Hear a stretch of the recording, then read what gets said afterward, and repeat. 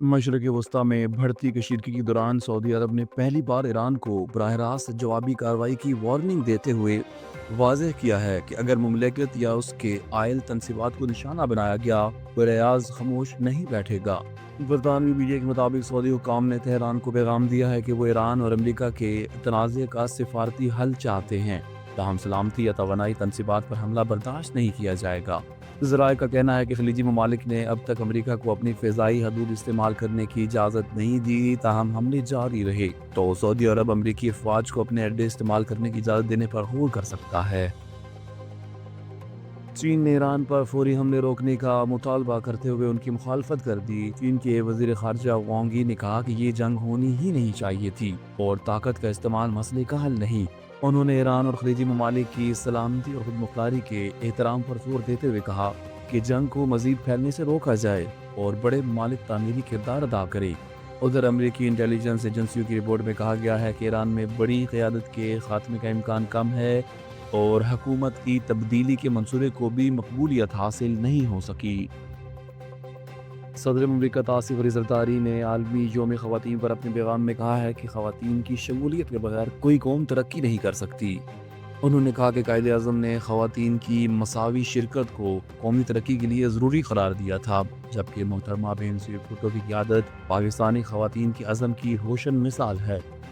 صدر مملکت کے مطابق آئینی اقدامات کے ذریعے پارلیمان میں خواتین کی نمائندگی یقینی بنائی گئی ہے اور خواتین کی تعلیم، روزگار اور تحفظ کے لیے مزید اقدامات کی ضرورت ہے۔ انہوں نے کہا کہ بینظیر انکم سپورٹ پروگرام اور ویمن امپاورمنٹ پیکیج خواتین کی معاشی بہتری میں اہم کردار ادا کر رہے ہیں۔ ایران نے دبئی اور عراق میں ڈرون حملے کیے، جس کے جواب میں اسرائیل نے تہران میں ایک آئل ڈیپو کو نشانہ بنایا۔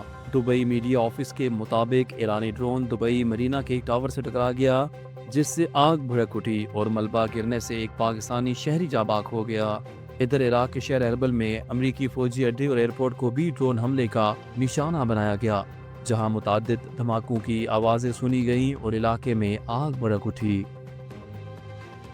وزیر اعظم شہباز شریف نے سپر ٹیکس ختم کرنے اور تنخواہ دار طبقے کے انکم ٹیکس میں 5% کمی کی تجویز کی منظوری دے دی ہے۔ حتمی منظوری کے لیے حکومت آئندہ ہفتے IMF سے مشاورت کرے گی۔ ذرائع کے مطابق زیادہ آمدنی والے افراد کے لیے زیادہ سے زیادہ انکم ٹیکس کی شرح 35% سے کم کر کے 30% کرنے اور سلیب کی حد بڑھانے کی تجویز زیر غور ہے، جبکہ پراپرٹی سیکٹر پر ڈیمانڈ انکم ٹیکس میں کمی اور برآمدات پر ایڈوانس ٹیکس ختم کرنے پر بھی غور جاری ہے۔ ماہرین کے مطابق IMF کی جانب سے بڑی ٹیکس رعایت ملنے کا امکان کم ہے، جبکہ FBR کو محصولات کے اہداف حاصل کرنے میں مشکلات کا سامنا ہے۔ ایرانی پاسداران انقلاب نے دعویٰ کیا ہے کہ گزشتہ 24 گھنٹوں کے دوران کارروائیوں میں 200 امریکی فوجی ہلاک یا زخمی ہوئے، جبکہ بحرین میں امریکی نیول اڈے پر 21 اہلکار مارے گئے۔ بیان کے مطابق تہران ریفائنری پر حملے کے جواب میں حیفا ریفائنری میں ایک امریکی تیل بردار جہاز کو بھی نشانہ بنایا گیا۔ پاسداران انقلاب نے مزید کہا کہ آبنائے ہرمز میں مارشل آئی لینڈ کے پرچم والے آئل ٹینکر کو بھی ڈرون حملے میں نشانہ بنایا گیا ہے۔ ایران میں پھنسے پاکستانیوں کی وطن واپسی کا سلسلہ جاری ہے اور تافتان بارڈر کے راستے مزید 142 پاکستانی کوئٹہ پہنچ گئے، جن میں زیادہ تر طالب علم شامل ہیں۔ حکام کے مطابق اس سے قبل بھی تقریباً 100 پاکستانی شہری ایران سے تافتان کے ذریعے پاکستان پہنچ چکے ہیں۔ فائنل میچ میں انگلینڈ نے شاندار کھیل پیش کرتے ہوئے پاکستان کو شکست دے دی۔ پاکستان کی جانب سے واحد گول رانا ولید نے سکور کیا، جبکہ انگلینڈ کے سیمیول نے 2 اور ہنری اور فوکس نے 1-1 گول کر کے ٹیم کی فتح یقینی بنائی۔ 1 مارچ سے 7 مارچ تک جاری رہنے والے ٹورنامنٹ میں شکست کے باوجود پاکستانی ہاکی ٹیم نے عمدہ کارکردگی کی بنیاد پر ہاکی ورلڈ کپ کے لیے 8 سال بعد کوالیفائی کر لیا۔